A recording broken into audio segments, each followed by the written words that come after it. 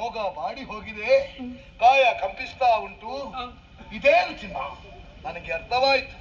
ನನ್ನ ಹೆಚ್ಚಿನ ಆಧಾರಂತ ಆಟ ಅಂದ್ರೆ ನಿನ್ನ ಮಾತನ್ನು ಮೀರಿ ಯಾವತ್ತೂ ನಡೆಯದಂತ ನಾನು ಇಂದು ನಡೆದು ಬಿಟ್ಟೆ. ನಾನು ಮಾಡಿದಂತಹ ಕೆಲಸದಿಂದ ನಿನ್ನ ಮನಸ್ಸಿಗೆ ನೋವಾಗಿರುವುದು. ನನ್ನ ರಾಣಿ ಸದಾ ನಗು ನಗುತ್ತಲೇ ಇರಬೇಕು.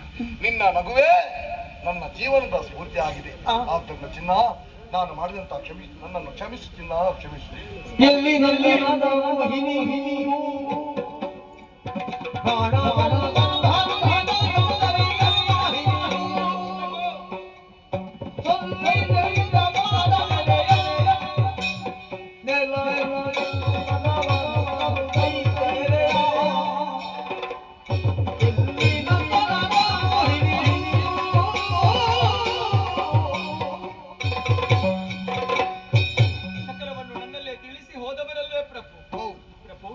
ಕಾಮಿನಿಯನ್ನು ಕರೆತರುತ್ತೇನೆ ಎಂಬ ಹಾಗೆ ಹೋದವರಲ್ಲ.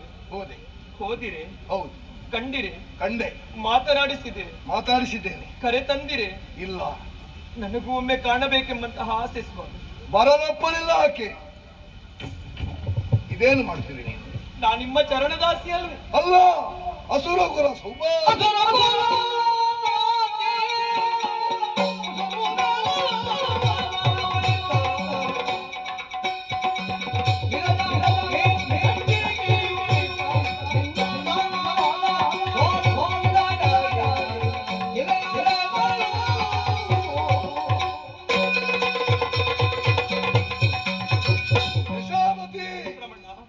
ನಿನಗೆ ನಾನು ಮೋಸ ಮಾಡಿಬಿಟ್ಟೆ. ಏನು ಪ್ರಭು? ಇದ್ದ ರಹಸ್ಯವನ್ನು ನಾನು ಅಡಗಿಸಿಬಿಟ್ಟೆ. ನಂದನವನದಲ್ಲಿ ಸುಳಿದಂತಹ ಹೆಣ್ಣು ನಿಜವಾದಂತಹ ಹೆಣ್ಣಲ್ಲ, ಹೆಮ್ಮಾರಿ ಗಂಡಿಕೆ.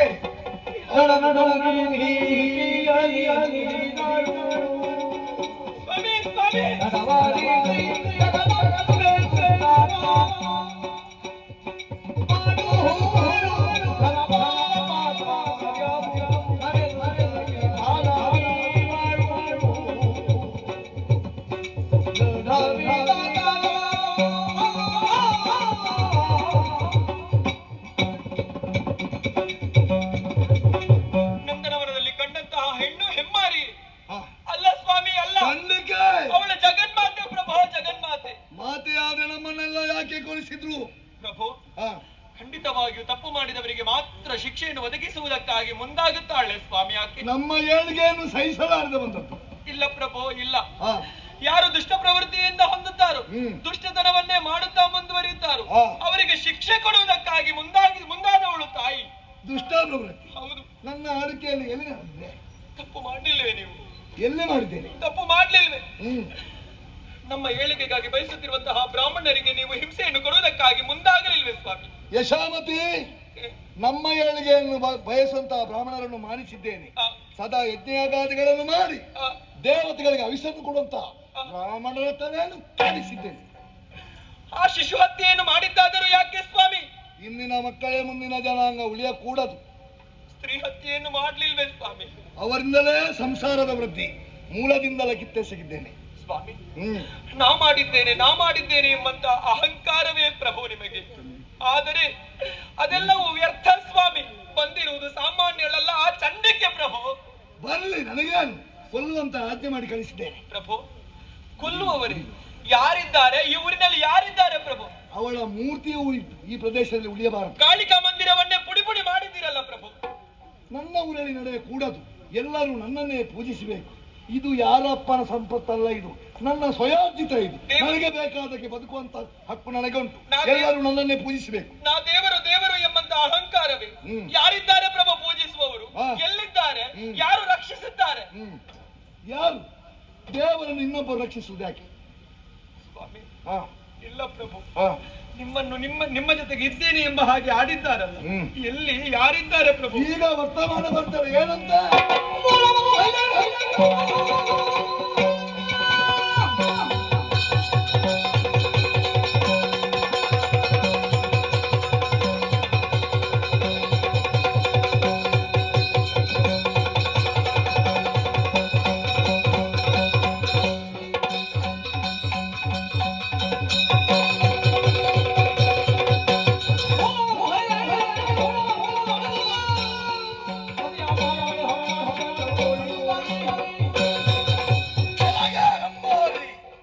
ವಿಜಯದ ಕರಿಯುಳನ್ನೇ ಹಾರಾಡುತ್ತಿದ್ದ ನನ್ನ ವಿಜಯ ಪಕ್ಷಿಗಳನ್ನಕ್ಕೇನು ಬಿಟ್ಟಿಯ ಇದು ಈಗ ನನ್ನ ಕೊಲ್ತೇನೆ ಹೊರಟೆ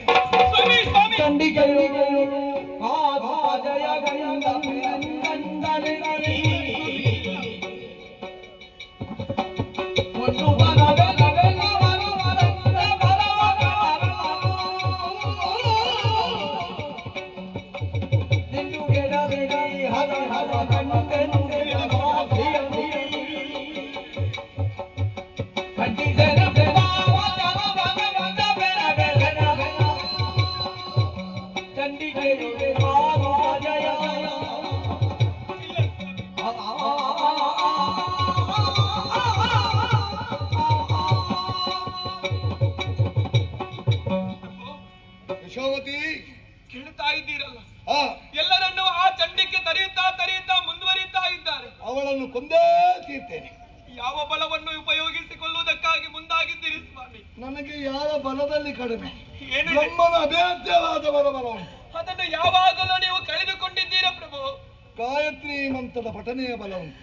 ನಿಮ್ಮ ಈ ಮೊಂಡು ಹಠದಿಂದ ಗಾಯತ್ರಿ ಮಂತ್ರವನ್ನು ಪಠಿಸುವುದನ್ನೇ ನಿಲ್ಲಿಸಿಬಿಟ್ಟಿದ್ದೀರಿ. ಹಾಗಲಿ ನಿನ್ನ ಸತೀತ್ವದ ಬಲವೇ ಉಂಟು. ಇಲ್ಲ ಪ್ರಭು, ಆ ಇಲ್ಲ. ನನ್ನ ಪತಿವ್ರತೆಯನ್ನು ಮೆರೆಸುವಂತಹ ಸಮಯವಲ್ಲವಿದು ಸ್ವಾಮಿ, ಸಮಯವಲ್ಲ. ಅಂದ್ರೆ ಉಳಿಸುವ ಸಮಯ. ಹೌದು. ಅಂಗಳದವರೆಗೆ ಬಂದು ಕರೆಯುತ್ತಾ ಇದ್ದಾಳೆ, ಇದು ಬೇಡ ಬೇಡ ಅಂತ ತಡೆಯುತ್ತಾ ಇದ್ದೀನಿ. ಸ್ವಾಮಿ, ಏನು ನೀವು ಹೋಗುವುದು ಬೇಡ, ನಾ ಹೋಗುತ್ತೇನೆ. ಶಾಬಾಸ್. ಮುಳ್ಳನ್ನು ಮುಳ್ಳಿಂದಲೇ ತೆಗೆಯಬೇಕು. ಹೆಣ್ಣಾದ ಆಕೆ ನಮ್ಮನ್ನೆಲ್ಲ ಕೊಲ್ಲುತ್ತಾ ಬರುವಾಗ ಹೆಣ್ಣಾದ ನೀನೇ ಅದನ್ನು ನಿಗ್ರಹಿಸಬೇಕು.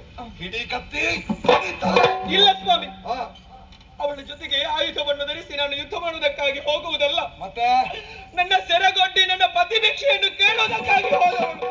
ಯಶೋಮತಿ, ಮೂರು ಲೋಕದ ಸಾಮ್ರಾಜ್ಯ ಎಂಬುದನ್ನು ಮರೆಯಬೇಡ. ನಿನ್ನ ಗಂಡನಾದಂತಹ ನಾನು ಸೆರಗಿನಡಿಯಲ್ಲಿ ಬದುಕಬೇಕು. ನೀನೋಳಲ್ಲಿ ಬೇಡುವುದು ನಿನಗೇನು ಹುಚ್ಚ? ಸಾಮ್ರಾಜ್ಯನ ಮಾತನ್ನು ಸಾಮ್ರಾಜ್ಯದವಳು ಕೇಳುವುದಿಲ್ಲ ಸ್ವಾಮಿ. ನಿನ್ನ ಹುಚ್ಚು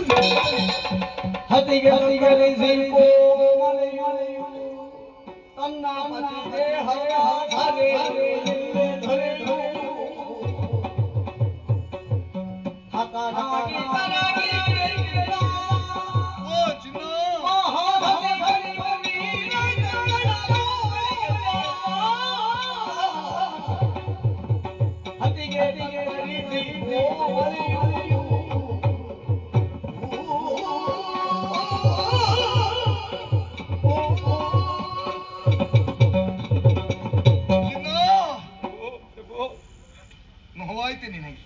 ನನ್ನ ಕಾಠಿಣ್ಯವನ್ನು ನೀನು ಕೆಣಕಬೇಡ. ಮದುವೆಯಾಗಿ ಅದೆಷ್ಟೋ ವಸಂತಗಳನ್ನು ಕಳೆದವಳು ನಾನು. ಎಂದಾದ್ರೂ ವಿನೋದಕ್ಕಾದರೂ ನಿನಗೆ ನಾನು ಹೊಡೆದವನಲ್ಲ.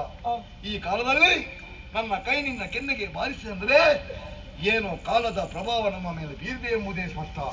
ಏನೇ ಆಗಲಿ ತಾಲ್ಕೆದಲ್ಲಿ ಯುದ್ಧಕ್ಕೆ ಬರುವಂತಹ ಆಕೆಯನ್ನು ನಿಲ್ಲಿಸಬೇಕು. ಅದಕ್ಕಾಗಿ ನಿನ್ನ ನನಗೆ ಕಟ್ಟುವಿರ ಕಟ್ಟುತ್ತೇನೆ.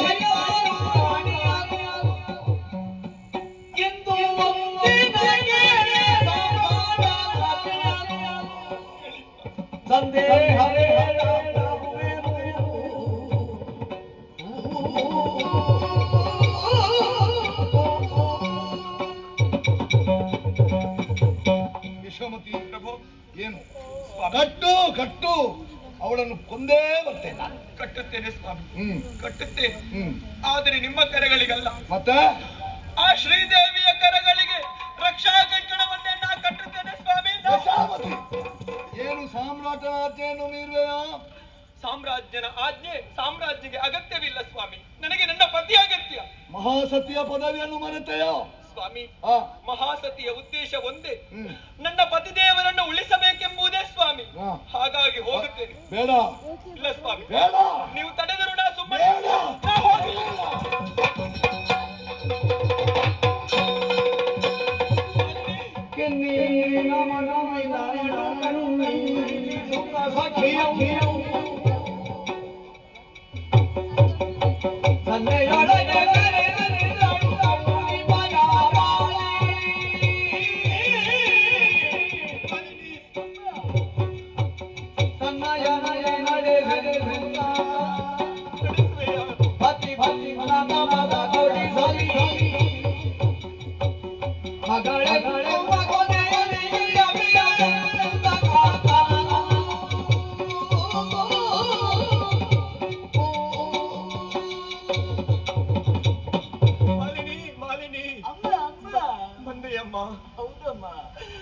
ಕೊನೆಯದಾಗಿ ನಿನ್ನ ಯಶೋಮತಿ ಆಡುವಂತಹ ಒಂದೇ ಒಂದು ಮಾತನ್ನು ನೀ ನಡೆಸಿಕೊಡುವೆಯಾ ಮಗಳೇ? ಏನಮ್ಮ ಅದು?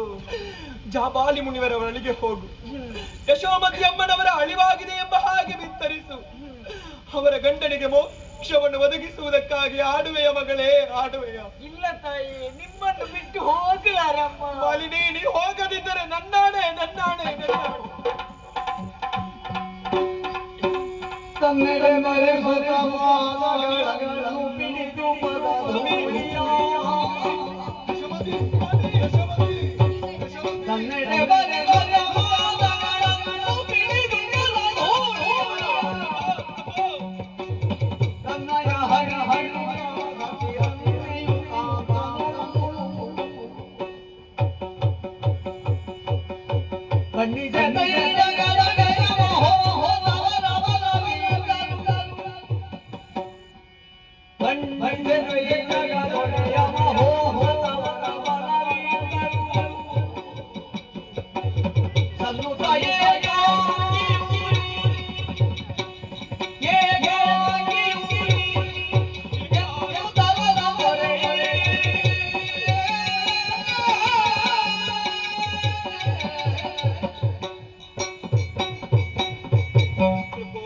ಯಶೋಮತಿ, ಯಶೋಮತಿ, ಏನಾಯ್ತು ಚಿನ್ನ? ನನ್ನಿಂದ ಸಾಧ್ಯ ಉಂಟು ಎಂಬ ಹಾಗೆ ಎಲ್ಲವನ್ನು ನೀವು ಕಳೆದುಕೊಂಡಿರಲ್ಲ ಪ್ರಭು.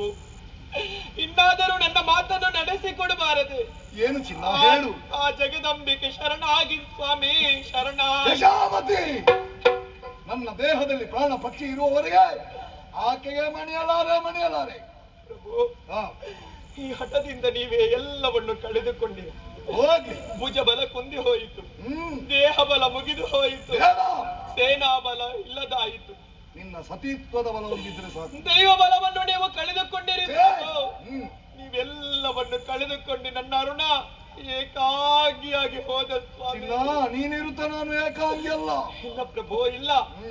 ಯಾರೋ ಅದೋ ನನ್ನನ್ನು ಕೈ ಬೀಸಿ ಕರೀತಾ ಇದ್ದಾರೆ. ಇಲ್ಲ. ಶೈಮಿನ ಬರಕೆ ಬೆಂಕಿ ಹಾಕೇನು? ಇಲ್ಲ ಸ್ವಾಮಿ, ಹಾ. ಇಲ್ಲ. ಕೊನೆಯದಾಗಿ ಒಂದೇ ಒಂದು ಆಸೆ. ಏನು? ಇದು ನಿಮ್ಮ ಪಾದದ ತೋಳನ್ನೇ ನನ್ನ ಹಣೆ ಗೊತ್ತಿದ್ದೇನೆ.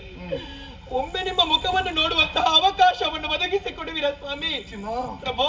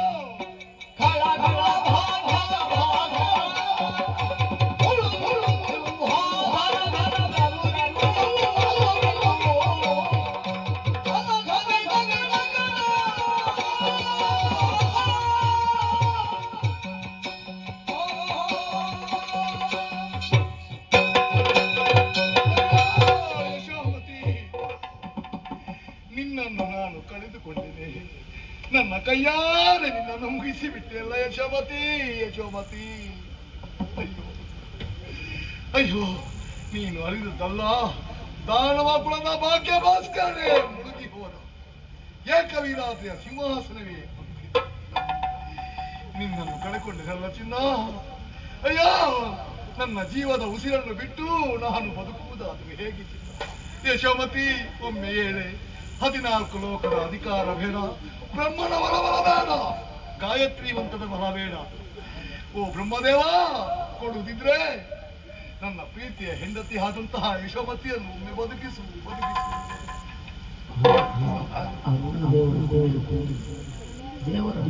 ಪರ ಬ್ರಹ್ಮ ಸ್ವರೂಪಿ ನಾನು, ಬ್ರಹ್ಮನಲ್ಲಿ ಕೇಳೋದ ಎಬ್ಬಿಸ್ತೇನೆ ಕೇಳ. ಯಶೋಮತಿ, ಇದಾ ನಿನ್ನ ಗಂಡನಾದಂತ ಅರುಣದೇವ ಸಂಕಲ್ಪ ಮಾಡಿದ್ದಾನೆ, ಸತ್ತರು ನಿಂಗೆ ಎದ್ದು ಇರಬೇಕು. ಸಂಕಲ್ಪ ಸರಿಯಾಗ್ಲಿಲ್ವ? ಇನ್ನೊಮ್ಮೆ ಮನಸ್ಫೂರ್ತಿ ಆಗಿದೆ. ಯಶೋಮತಿ, ಹೇಳೆ ಹೇಳಚ್ಚಿನ.